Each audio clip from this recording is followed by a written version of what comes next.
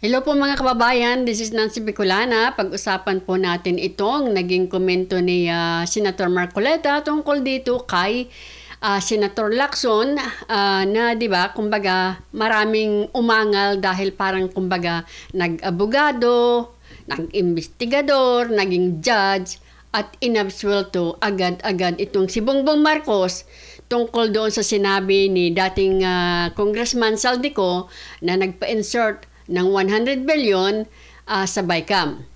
Na unang itinatanggi, talaga naman nitong nila Lacson at lahat na imposible daw. Bakit daw sa NEP? Bakit daw sa BICAM? Ba't hindi sa NEP?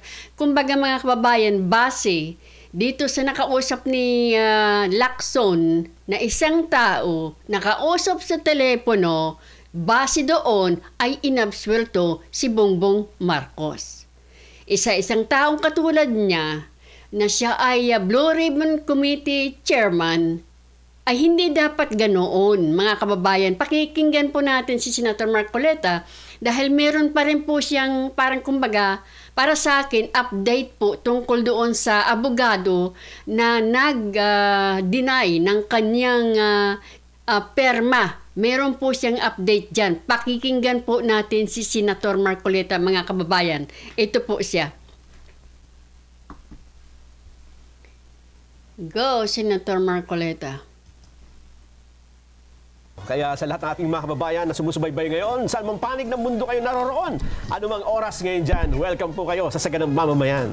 Ayun, at nandito na rin po, Senador Rodante Marcoleta. Sen, masayang biyernes po sa inyo. Mabuti pa kayong dalawa, masaya. Ay, nung nakasama namin kayo, Sen, masaya agad kami. Paano kang sasaya sa mga nangyayari sa ating bansa? Pero ako masaya dahil may magandang development na Sen, ha? Doon sa hinihingi nating accountability. Mukhang nagbunga dahil may mga kinakasuhan na. May nakikita ka na ng pusikit na tanggon. Pusikit na liwanag sa dilim. At ito, latest ito, Sen, ha? Kakikita ko pa lang. Anong pusikit na liwanag? Wala naman ganun.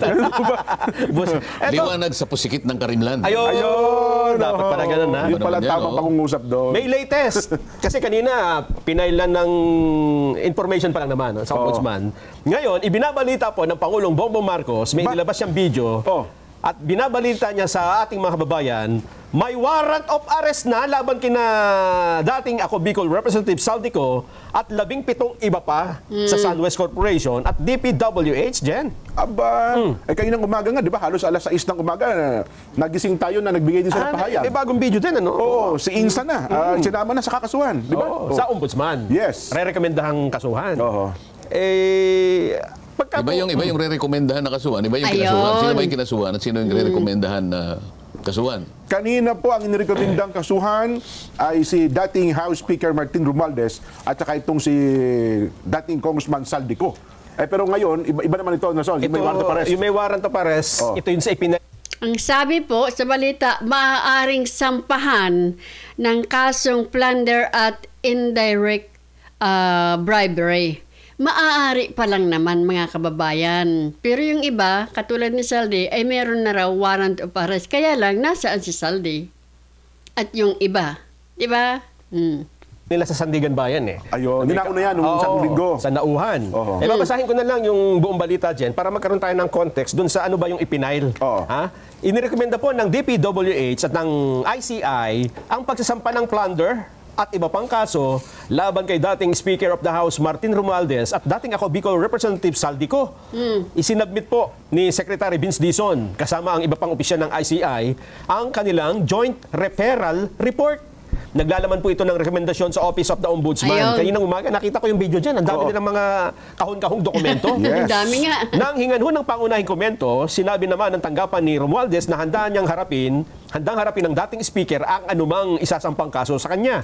Ayon kay Dizon, kabilang ho sa joint referral ang mga kontratang kinabibilangan ng SunWest Incorporated at High Tone Construction mula 2016 hanggang 2025. Na sumasaklaw sa proyektong nagkakahalaga ng halos 100 billion pesos. Nahahati ito sa 67 billion pesos sa SunWest at 32 billion pesos para sa High Tone. Kasama din daw sa referral ang mga sinumpang salaysay. Eto na. Alam mo ba kung kanino mga salaysay ang tinanggap nila? At ginamit na basihan dito? Gutisa. Yun sa sinasabi nilang Eh, peke ang notaryo niyan, hindi yan. Di ba? Ano, so ginamit Ginamit po ang salaysay ni retired Sergeant or ni Gutesa. Kaugnay ito kina Romualdez at ko. Oh. Sinabi noon ni Gutesa sa harap ng Senate Blue Ribbon Committee na kabilang siya sa mga naghatid ng male-maletang pera sa bahay ni Romualdez at ko. Ano Magandang na? balita yan, kung totoo yan. Apo. Diba? Dahil kung ginamit si Gutesa, yung statement po niya. yung statement niya, dahil sa matagal ko namang sinabi na yung statement na yun, ayun ang pinaka-credible. Walang sino man, bukod kay Gutesa, ang gumawa ng isang statement na nagtatahi Opo. mula kay Saldico hanggang kay Speaker Martin Romualdez. Di ba? Sa mga tweet, kung ginamit nila yon, pinawalang bisa na nila yung kanilang mga Akusasyon. kinatha Di ba? na mga aligasyon na di umano ay si Gutesa pang nameke ng notaryo. Di ba? Dahil sa alam naman nila siguro na hindi naging issue yun sapagkat si Gutesa humarap naman talaga sa pagdinig ng Blue Ribbon Committee. Na kung saan ang pinaka-issue doon ay yung kahalagahan at saka yung katotohanan na inihayag niya sa Blue Ribbon Committee. Kaya kung yun ay isa sa mga ginamit, medyo okay naman sa akin yun. Ayun, Ano Pero na? teka lang, hindi kasama sa balita na kasi ang narinig ko rin kayo na sa ibang istasyon na Nelson, bukod kay Gutesa, ginamit din na ata yung statement ni Saldico, yung mga video messages. Yun nga. Parang hindi na bakit parang yung kay Gutesa, at saka ito pong huli mga video ni... Teka muna, kung ginamit yun, Hindi, may binabanggit pang mga tao si Saldico. nga po, di yun ba? na nga po. Oo. Ang totoo niyan, binabanggit niya ang Pangulong Marcos. Ayan, opo, Correct. nasabi mo niya yun. So, yan naman hayag naman talaga yun. Yes Wala po. naman tayong itatago rito. Narinig naman nating lahat. Buong Pilipinas ay sinabi niya na nagdadala siya ng pera kay Martin Romualdez at sa ating Pangulo. Di ba? Tama po. Anyway, Pagka So, po yun ba pinaktor ng ICI? ayun nga po ang tanong namin, pagka po ba halimbawa gano'n, ginamit mo ang isang testimonya sa laysay, sa isang ipapail mo pa lang na information, pwede bang mamili ka lang kung sino ang dapat mong isama? Hindi ka makakapamili. Pag ginamit mo yun, gamitin mo lahat kung ano yung nakasaad kabuuan. doon. Ayun. Ayan. Hindi ganun ang ginawa mo, pupunta ka na naman sa bending dalo. Di ba? Binabulok Twisting pa- dalo. Opo. Di ba? Pero ang tanong, Jensen, halimbawa, ang sabi nyo, nabanggit nga yung pangalan ng Pangulo, pagka isinama nila yun sa papailan nila sa ombudsman, baka naman sabihin, hindi na namin sinama kasi ang presidente may immunity from suit. So hindi yan ang tamang forum. Dapat yan sa impeachment. Theoretically kasi, Opo. ang pinag-uusapan natin, kung ginamit nila yung statement ni Gutesa, Okay. maliwanag naman na binanggit niya si Saldico at saka si Martin Romualdez. Opo. Ngayon, kung totoo na ginamit naman din yung pahayag sa maraming installments, pahayag ni Saldico, si Saldico, binanggit naman niya si Martin Romualdez at binanggit din niya ang Pangulo. Correct. Pag pinagsama-sama mo yon, alam mo kung sino talaga ang dapat na maging subject matter ng investigation. Tinatanong ni Nelson, yung doktrina na ang Pangulo ay immune sa Anumang kaso. Totoo yun. Opo. Pero ang pinag-uusapan natin, Nelson, investigasyon lang naman eh. Hindi naman kakasuhan. Kasi para kumpleto. Dahil nga sinasabi natin, huwag tayo maging selective. Opo. Total naman, binanggit lahat ang mga pangalan ng mga kung sino-sino. Sinino naman eh. Opo. Ang investigasyon na kinakailangan umikot sa lahat ng mga nabanggit. Ngayon, pagdating na doon sa pagpapile ng tama at kaukulang asunto, doon na ninyo i-consider yung doktrina that the President is immune from suit. Ayun. Yeah. At hindi naman siguro, Wala namang immune sa investigation. Sabi nga natin, no one is above the law. Yes Yeah. po. Di ba? Kahit man. Pangulo ka man ng Pilipinas, hindi ka mas mataas sa batas. Opo. Hindi kagaya ng meron mong sabi, mas mataas ang ganito sa batas. Yung Kaya impeachment. hanggang kanina pinag-uusapan yun eh. Opo. yung mas mataas ang impeachment court kaysa sa Supreme Court, yung po ba ito? Isa yun, ano? Nakata, sinabi niya, mas mataas ang tao sa batas. Di ba? Yun pa. Tama. Kaya Kasi nga naman, nagkahetot-hetot lahat. kasi nga naman, Sen, Vox Populi, Vox Day, di ba? Voice of the people, ano tawag yan? Voice of God. Voice of God, parang gano'n Bakit? doon yata sinimulan yun. Yung voice of the people, pinagsama-sama sa isang dokumento na kung tawagin ay saligang batas. Yun na yun. Yan ang voice of the people. Yung saligang ba? Ayun. Hindi dahil siya nagsalita lang isang kalipunan. Opo. Ganun pala yun. O ang tawag doon, the law of the mob. Opo. Yun, Diba? mob Pagka rule, sumigaw ba mob rule dito, yun. yun na yung batas. Hindi po ganun. Anarchy Ang na. pinagsama-samang boses, di ba? Opo. Ng lahat ng mamamayan ng Republika ng Pilipinas ay naisatinig doon sa ating saligang batas. Ayun. Pasasakop ka doon? Oho. Yun pala ang konteksto noon. Ano? Pero teka lang, kayo po, personally, sapagkat kinasuhan na po si Speaker, di ba? At saka iba pa. Kayo ba bastante na doon, Sen? Anong ibig mo sabihin sa bastante? Sabihin sapat na ba yun? Kasi ang hinahanap nga natin, sabi niya, mastermind ng mga katiwaliang ito eh. Ngayon, Kaya nga sinama na. sinasabi ko, kung ang pinagbasihan nila, yung sinasabi nyo, binabanggit nyo, wala pa akong nabasa tungkol dyan. Oo. Eh di lahat ng nabanggit, isama lahat sa Yeah. investigasyon. Yeah. Di ba? At saka na natin pag-usapan kung sino yung dapat masama at hindi masama. Pero kailangan yung investigasyon Para buo. ay sa kanyang kabuuan para walang masabi yung tao na meron na naman kayong pinagtatakpan. So, Yun. pagbabatayan pala natin, Yun. Nelson. Kasi nga kanina, yung sinampahan na ng kaso, di ba? Liwanagin natin, madali lang yan. Si Gutesa, Opo. marami siyang binanggit. Aha. Yung nagdala ng pera, binanggit niya si Congressman Eric Yap. Opo. Ayun. Tama. Pagkatapos, dinala sa bahay ni Saldico. Si Saldico, mula sa bahay ni Saldico, ibinigay kay Speaker. Opo. Sabi naman si Saldico, totoo yun, sabi niya. Oho. Pero hindi naman sa akin napunta yan. Binigay ko kanya si Speaker at saka sa Malacanang. Oho. O sa mga tweet, napagtahi-tahi na. O di lahat ng ito, tuntunin lahat. Hindi naman natin sinasabi na kung mo inimbestiga, Yun na kagad. yun na kagad. Siyempre, Ang pa pala sinasabi natin naimbestigahan yung konteksto ng investigasyon Opo. para sa ganun malaman ng tao. Kasi ang tao naghihintay eh. Nag-aabang. Ang problema, Sen, Ayan noong na. ito ay marinig ni Senador Panfilo Lacson, meron na kagad siyang conclusion, di ba? Sabi niya, absolutely, walang untrue and false na may kinalaman dito ang Pangulo. Paano niya nalaman yun? Misrepresent lang daw po. May batay sa pahayag ni Yusek Bernardo. Kasi yun daw kinuwento sa kanya ni Yusek Bernardo. Ang nag-uutos, ang kumakausap, ay sina Adrian Bersamin. At saka itong si Yusek Olaybar. Bakit? Yung pag-uusap ba na yun, yun na yung... Yun na nga. Yun ang kabuuan ba? Ng mga bagay-bagay na dapat na isangkot para sa ngayon masabi mo yung tao ay hindi dapat ipaghabla o dapat ihabla. Yung ba pakikipag-usap niya sa isa o dalawang tao, yun na ba yung prosesong hinahanap ng batas? Siya ba yung nasa lugar?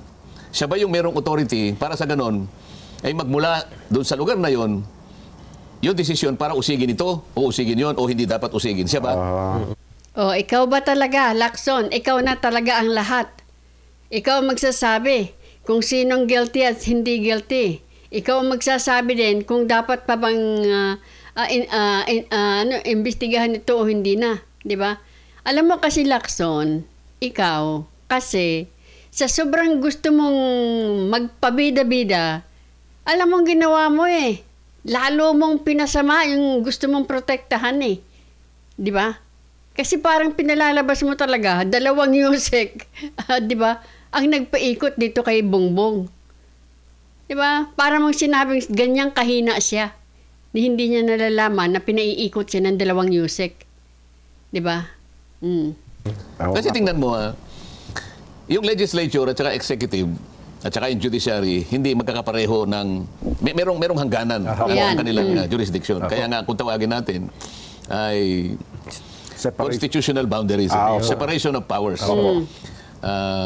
Kailangan talagang manatili yun eh.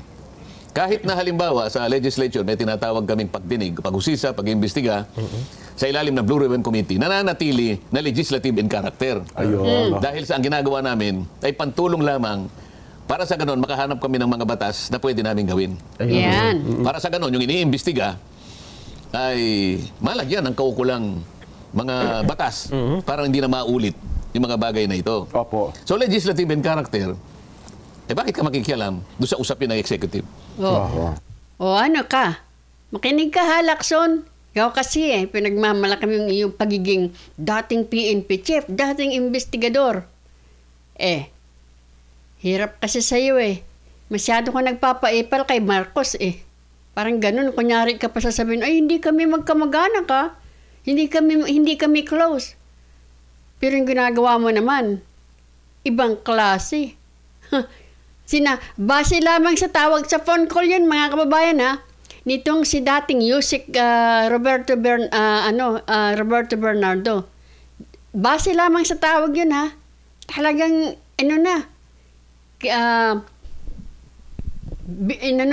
kinagat na agad ni Lacson. Sa palagay mo, mga kababayan, kung iba yon, kakagatin niya agad. Tingnan mo ginawa niya kay Master Sergeant Gutesa. Di ba? Kung iba yon, na nakinig lamang sa phone call, ano masasabi ni Lacson? O, hindi po pwede yan. Phone call lamang naman yan. Di ba? At saka kung magsalita siya, yung salita niyang absolutely false, completely false, parang sinasabi niya mga kababayan ako talaga ang may personal knowledge, di ba? Pag sinabi mong, sabi pa nga niya, I can attest to that, na kumbaga hindi tumanggap o hindi si Bongbong Marcos yung nagpa-insert. Kasi na-misrepresented daw siya.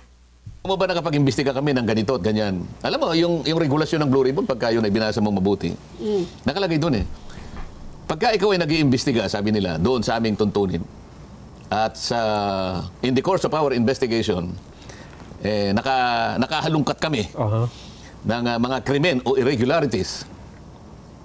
Kinakailangan i-repair na kagad sa mga opisinang may kinalaman sa pag-uusisa at paghahabla. Ang sinasabi rin yung ating National Prosecution Service at ang ating mga korte. Maliwanag, maski sa jurisprudence. Sinabi, Senate versus Neri. Opo. Ang katungkulan, sabi niya, ng legislatura ay gumawa at maglatag ng batas. Kailanman ay hindi ninyo tungkulin ang mag-usisa ng krimen. At hindi kayo pwedeng mag-prosecute at hindi kayo pwedeng mag-adjudicate. Ngayon, kung sinabi nga ni Senador Lacson yun, nasa sa kanya yun. Kaya ang tanong ko, dahil ba meron siyang nakausap? Yan. At talagang maghahabla ay yung ating national prosecution. Kung halimbawa, DOJ, merong may pagkakahati yan Opo. Yung mga low-ranking officials of government, DOJ yan. Okay po. Merong salary grade yan Opo. Halimbawa, salary grade 65 and below. Halimbawa, Opo. hindi ko kabisaya sa ulado yun Opo. Umari 65, DOJ. Okay. 67 pataas, halimbawa, Opo. ito yung ombudsman. Ayun. Yun naman. O ngayon, ipaghahabla pa lang. Pinag-uusapan pa lang natin ang mga mekanismo na kanilang iniisip para ihabla kung sino yung dapat ihabla base sa mga testamento na kanilang pinagbasihan. Opo. Pinag-usapan na natin ngayon. O mag-iimbestiga pa lang Ayun. O bakit inunahan mo na ano sabi? Absolutely. Absolutely. Yeah, absolutely. Untrue and false. O baka tayo, baka ka kumailigaw na naman. Hindi natin sinasabing may kasalanan ito o may kasalanan. Pero baka iwasan natin na magbigay ng sariling opinion na para alam na natin ang pangyayari. Kaya tayo minsan napupunta kung saan-saan kasi nga naman yun daw ang another supplemental affidavit, di ba? Pag hindi mo kabisado at hindi pa naman talaga yun ang nangyari. Kasi kung usisahin, iimbestigahan, sabi ko nga sa'yo, DOJ o kaya Ombudsman, pagkasapat na ang kanilang mga pag-aanalisa, pag-aaral, pag-iimbestiga, sila lamang ang pwedeng magpasya na maghahabla pa Opo. Hindi pa rin sila ang pwedeng magbigay ng opinion kung sino may kasalanan Sila pa rin magkakaso. Kasi sabi nga natin, yung quantum of evidence, di ba? Yes po. Sapat lamang hahanapin nilang ebidensya para lang sila makapag-file ng kaukulang asunto. Ang korte, sa mga darating na panahon, sila lang ang magsasabi, itong may kasalanan, ito, at saka ito, at saka ito. Tama. At hindi ikaw, Lacson. Ikaw naman kasi, kunyari ka pa na ayaw mo, hindi ko dinidepensahan ang presidente hindi naman kami close. Iba naman ang ginagawa mo. Biro mong sabihin mong absolutely false, untrue, na you can attest to that, na hindi totoo yung sinasabi ni dating Congressman Saldi ko na kay Bongbong Marcos yun dahil sabi daw nitong si Roberto Bernardo meron daw tiga Malacanang na kumbaga na misrepresented daw po itong si Bongbong Marcos. Dalawang yusek pa naman. Di ba? Ibig mong sabihin, sa laki ng halaga na yun, dalawang music na yun, napaikot-ikutan kahit isama pa yan si Bersamin. Di ba? Hindi nila makikita yan. Hindi makikita hindi makikita ni Saldico, hindi makikita ni Martin. Hindi ba si Martin, hindi naman, nag-a-approve din naman yan sa mga sa mga allocation Di ba? Wala pa tayo. Wala pa po. Paano ngayon ang sasabihin mo na absolutely false and true? False and untrue. Untrue. And false. Sa Biblia may nakasulat Kapag yung bulag, inakay ng kapwa bulag, saan mapupunta, Nelson? Sa bangin. Sa kanal mo yun. Ayaw natin yung gano'n. Palagi nating tuntunin o panuntunan. I-guide natin ang ating mga kababayan sa pagitan ng mga tuntunin, mga batas na umiiral. Opo. Para sa gano'n, lahat makaiwas dun sa pagkakamali. Pag nailigaw mo sa daan, isipin mo Imbes na pupuntahan niya, malapit lang. Opo. Akalain mong naligaw yung tao, nagkagasta-gasta, napagod. Yun ang ayaw natin. Yun ang physical lamang na destinasyon ang pinag-uusapan natin. Paano yung kaalaman? Paano kung yung katwiran na ipihit mong gano'n? Nailisya mong gano'n? Ang daming mamamali doon. Ang daming masasaktan doon. Parang gano'n ang ginagawa mo, Lacson eh. Yun mo? Nakausap mo lang yung dating music na hindi naman po sinasabi niya, wala pong binabanggit ng ganyan itong si Bernardo eh. Tungkol kay Saldico, tungkol sa kung ano-ano, walang sinasabi yan. Di ba binasa na niya yung kanyang sinumpaang salaysay? Yun nga ang last time ang haba-haba ng pagkabasa niya eh.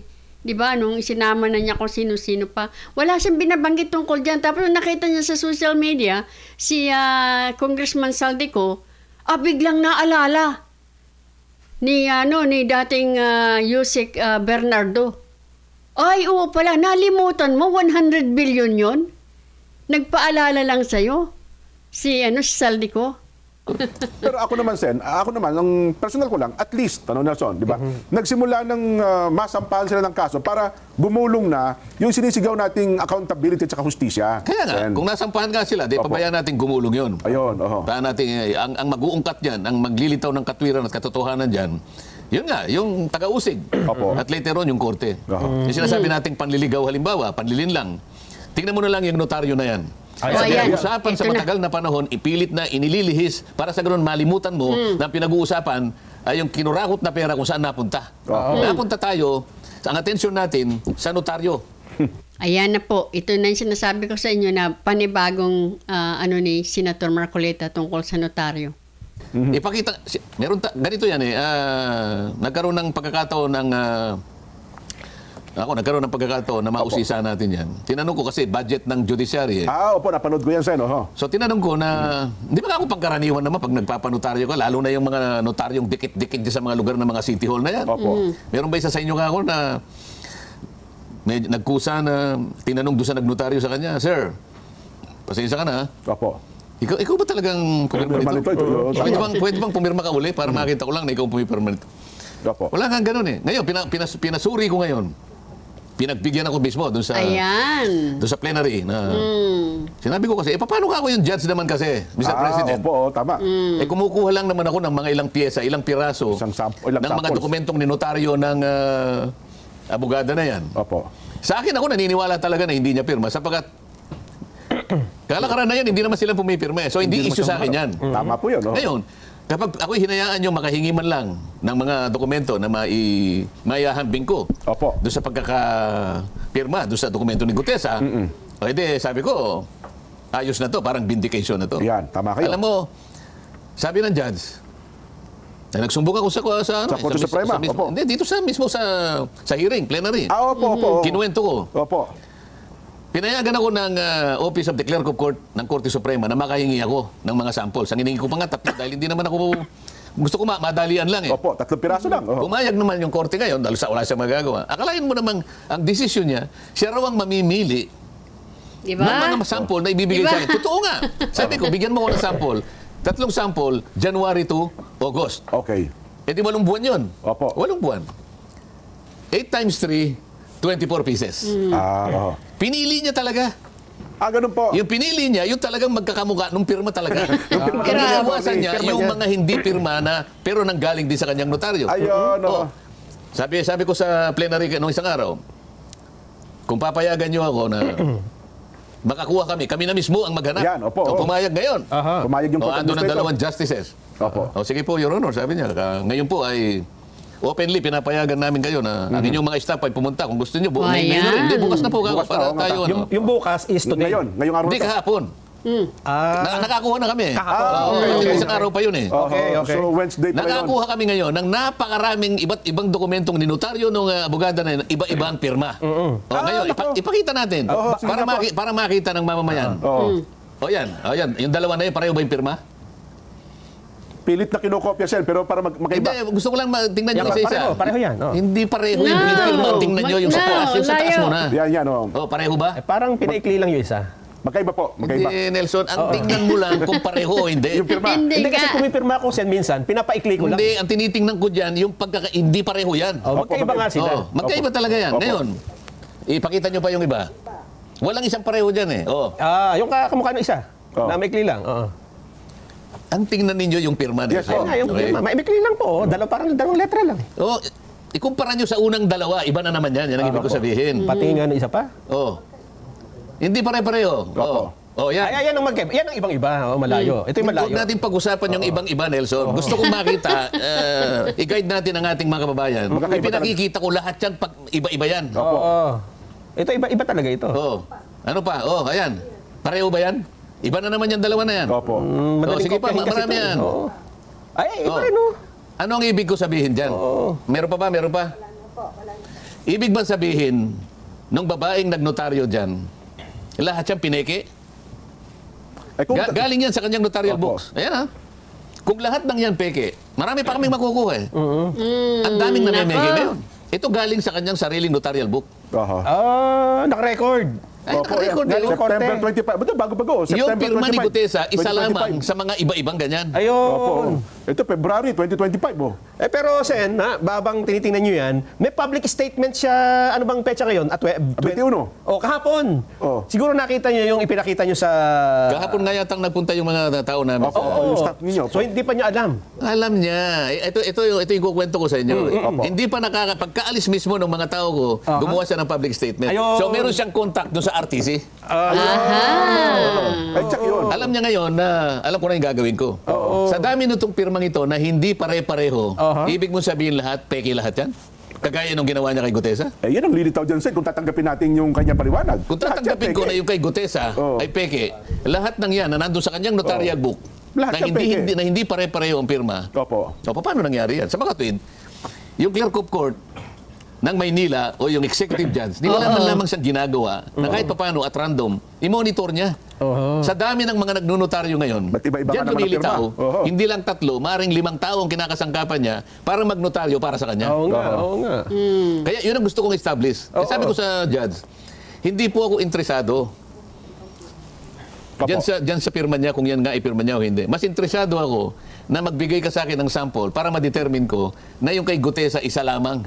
Sa mga maraming mga peking pumipirma para sa kanya. Ayun nga. Bawal yan sa notaryo. Sa notarial service, bawal na mag-delegate ka ng isa mong tao, sino man yon, para pumirma para sa'yo. Dahil pinagkakakitaan nyo yan. Tama po. Yan ang sinasabi natin. Yung pinaggagawa ninyo, kasama ka pa dyan, Lakso, na bumabanat ng bumabanat dyan sa itinangging perma ng isang abogado. Sabi ko noon, paulit-ulit na ako na para akong sirang plaka na magbabackfire yan sa inyo. Kasi kapag gumawa kayo ng hindi tama at maraming nasasaktan pa naman, ay magbabackfire talaga yan.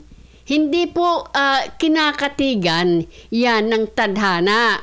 Yan ay magtatagumpay kayo sa una, pero magbabackfire yan sa inyo. Ang isa pa dito, marami na ngayong madadamay na mga nagnunotaryo. Diyan. Magdadalawang isip na yung mga tao na ikaw ba talaga si attorney. Yan na nga. May bayad dyan eh. Yan ang sinasabi ko na panliligaw. Ito Sen, ang kanyang statement. Dinay niya na kanya yung 24/7 na, sabi niya, no legitimate lawyer or notary public operates at 24/7 notarial office. Yan daw ay red flag. Wala na akong pakialam sa kanya. Hindi na niya kung gusto niya. Walang pakialam si Senator Marcoleta kung itanggi mo man o tanggapin mo yung 24/7 na notaryo public na yan. Ang kanyang concern lang ay yung pinaglalaban ninyo, kaya nagkagulo-gulo, nagka-imbes na dire-diretso yung imbestiga, nagkagulo-gulo dahil kabigla kang lumabas. Na tinanggi mo, na hindi mo yan sperma. Ito lang mga kababayan na ipapaulit ko lang. Kung totoo po talaga na talagang ang concern nila doon sa maling perma o sa itinangging perma o sa faking perma, kung totoo po talagang gusto nilang malaman ang katotohanan dito, hindi po ba may isang abogado na pumirma doon sa linya, o sabihin ko na naman ito, may pumirma doon na hindi naman si Sergeant Gutesa, di ba? Dahil pumirma si Sergeant Gutesa, may pumirma doon sa linya ng abogado, Hindi kayo nagtataka. Yung pumirma doon, hindi man lang nila hinahanap. Dahil gusto nilang i-focus doon kay Master Sergeant Gutesa. Hindi po pwede na 2 tao yung pumirma doon eh. Isang pumirma sa abogado at isang pumirma si Master Sergeant Gutesa. Bakit na ikaunting pip man lang, wala silang sinasabi na hinahanap na rin namin yung ginamit ni Master Sergeant Gutesa na pumirma doon sa peking perma. Wala tayong naririnig dyan. Lacson, wala kaming narinig sa'yo. Nasabihin mo man lang, hinahanap na rin namin yung ginamit ni Master Sergeant Gutesa na pumirma doon sa linya na pipirmahan dapat ng abogado. Wala, because talagang ang purpose ay lituhin ang tao. At sa dami po ng media ng mga kinasangkapan ninyo, yun ang ginagawa ninyo. Kaya lang, mabuti na lang, mas maraming tao nagsasabing, BS, magbabakpar sa inyo yan. Dahil hindi pupunta doon si Master Sergeant Gutesa para manloko lamang, tapos mangunumpa sa Senado. Nakakainis kayo eh. Kaya hindi umunlad ang bayan natin eh. Inuuna ninyong pamumulitika ninyo. Pero doon Diba? nakuha yung isa sa pumirma. Paano nga itong naipakita ko sa inyo na iba-iba ang pirma? Sagutin niya ngayon, bakit kasama sa notarial book mo Ayun nga. na yung isinabmit sa RTC, hindi mo Ano naman pirma yan? yun? Kasi yung pirma niya, pinangatawanan niya, ito yung pirma niya. Ayun nga, Lahat ng pirmang nakita nyo, hindi kapareho ng pirma niya. Ayun. Ano lahat ito? Ay, ano problema? Kasi bawat branch ata yan, Sen. Iba-iba yung pumipirma. Kasi No, may ang mga isa pa, branches yan eh. napansin ng mga tauhan ko pinapunta ron. Opo. Yung pag-submit niya ng mga dokumento, loose lang eh. Mali yun, kasi nire-require dapat nakabind. Okay. Para hindi mo Magpapalitan mapalitan yung ng mga... Kasi may nagpapalit yan, may sindikato rin, may isisingit ka rin. Alam mo nangyari? Oo. Loose leaf na nilagay lang sa isang parang brown ano. Nako. Yun ay isa sa mga makikita mong kaparaanan para makapagsingit ka ng mga dokumento, lalo na yung antedated. Na-antedated, Malaki yes ang po. kita dyan. Naku po. Malaki ang kita dyan. Matapang pa siya, siya pang nagbabanta. Espera vows legal action to protect her name and integrity of notarial practice. Maghintay ka. Maghintay ka. Ayun. Ayan, Talaga, maghintay kung ka daw. notaryong ito, no? Ay, oo. At saka isa pa sa mga gusto ko itanong kay Sen, kasi parang ipinagtatanggol din Sen nung executive judge ng Manila RTC, itong si attorney, bagang siya mismo sa kanya daw pag-iimbestiga at pagsusuri, ito talagang ang peke daw niya. Yung pirma ni attorney Espera. Peki talaga sapagkat Oo. tinayaan ng abogada na yon na ang magnotaryo sa kanya ay isa sa kanya mga Staff. Opo. Ganun naman ang kalakaran ngayon eh. Kagaya ng na-establish natin, nung pinakita natin ng maraming magkakaiba na pirma. Diba? Hindi lamang isa, hindi dalawa, hindi tatlo, baka hanggang 5 pa yan o higit pa. Opo. Ang ginagamit niyang mga tauhan para pumirma para sa kanya. Dahil malaki ang kita riyan eh. Opo. Ang isang dokumento lang na panunotaryo mo, lalong-lalo na kung halimbawa, deed of sale yan. Ayan, May opo. halaga yan eh. Depende sa presyo ng bentahan. Opo. Ngayon, hindi naman siya po pwedeng pumunta sa isang sa 4 hanggang 5 lugar na nandun siya. Di ba? Opo. So kahit na nandun siya sa komportabling opisina siya, may nagnunotaryo para sa kanya. Ganyan naman yan eh. Yun. Tungkulin ng judge. Kahit papaano, tinitingnan niya yung pagnunotaryo sa kanyang nasasakupan. Kagaya ng nangyayari ngayon. Akalain mong ipihit nila, ibaling nila yung issue doon sa pirma, samantalang hindi naman yun ang crucial na punto rito eh. Alam din ng judge na yun Opo. na talagang maraming pumipirma sa ngalan or in behalf ng abogado o abogada. Yes po. So, nagsentro sila doon para makaiwas doon sa pinakapunto ng usapin, yung inilahad na katotohanan ng Orlik. Ni Sergeant Gutesa. Di ba? Yun, hindi nila masyadong tinarget yung sinabi ni Master Sergeant Gutesa. Ang tinarget nila, ang binanata nila, kasama kayong mga media kayo. Kasama kayo. Na ang binanata ninyo ay yung perma. Nakakahiya kayo? Kayo ba ay para sa bayan? O para kayo sa mga corrupt na government officials? Di nga. Kahit nga kayo magtanong kay Yusek Girl, ni hindi kayo nagpa-follow up eh. Diba, pag sinagot na lang kayo, hanggang doon na lang kayo, bakit? Takot kayo, no? Tatakot kayo? Oh. Tatakot kayo mawalan ng sweldo? O para kasaan kayo? Ito mga taong ito, mga government officials, temporary lang naman yan. Pero ang bansa natin, tuloy-tuloy yan, andyan pa rin yan. Para saan ba kayo? Mga media. Diba? Nakakaano na eh. Tapos nagagalit kayo sa mga vloggers. Tessa? Sa kagustuhan. Ang pinaka-importanting dapat pag-usapan, yung pera ng bayan na ninakaw, Correct. kinulimbat, napunta kung kani-kanino lang. Yeah. Yun ang gustong kalimutan. Nakakita ng ganyan. Kaya ako medyo, sabi ko sa kanila, kung ganyan ang pinupuntahan natin, papalihis, paiwas. Ayaw nyo yung lantad. Opo. Meron kayo talagang pinagtatakpan. Correct.